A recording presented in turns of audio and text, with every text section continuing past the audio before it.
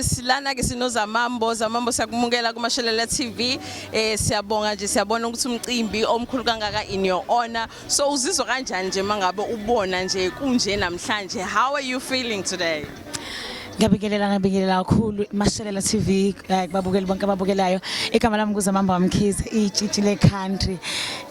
Dadewethu angazi ngizosingizwa kanjani kodwa nje inhliziyo yami icela ukujabula okukhulu nokubonga.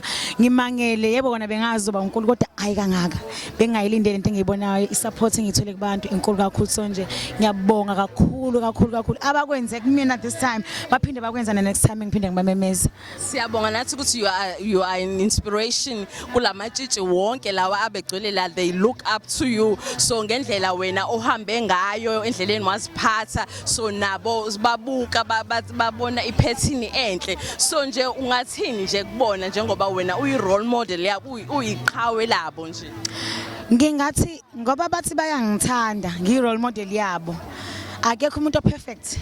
Nami ngenza ngiyawashaya amaphutha amadenti lapha nalapha nginganaki, kodwa bona babebukela kumina bakopela kuhle kodwa lokho bakuziva ngishaya indiva njengasabazi bakubona bakopela kuhle kodwa baqhubeka beyiphathe kahle, bakhohle into esemaceleni, bavala amadlebe, babuke phambili. uNkulunkulu uzibabusise ngokubafanele. So wena wenze ngani vele ukuthi nje ufike kule stage nje, noma nje le decision owayithatha ukuthi nje cha mina ngizoyigcina up until nje ngize ngishade, ngoba sizwile ukuthi hayi inkomo seyifikile sizwile ngendlebeni ukuthi inkomo hayi zona seyifikile. So wena wenze ngani? Yindebe inspired because njengo as a young beautiful person nje ilingo zikhona nje, so uyini obeyikwenza ukuthi nje unqobe?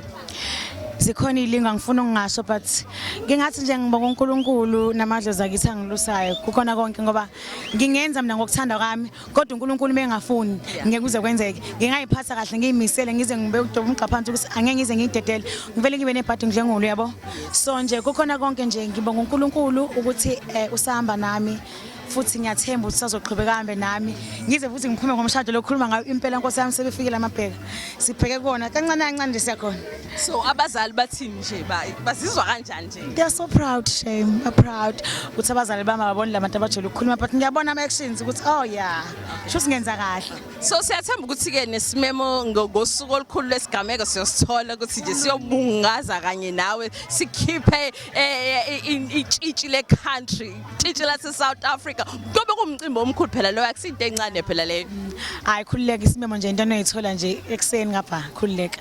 No, siyabonga kakhulu Zamambo nje, siyabonga ngokuthi lento yenzayo ukuthi ikhulisa namantombazana amancane asakhula ukuthi nje aziphathe abukele isibuko sawo. Siyabonga kakhulu nje ngako konke nje. Inkosi ikubusise nalolu hambo lakho lusha osuzolthatha nje ibe nawe futhi. Ngiyabonga kakhulu sami, ngiyabonga.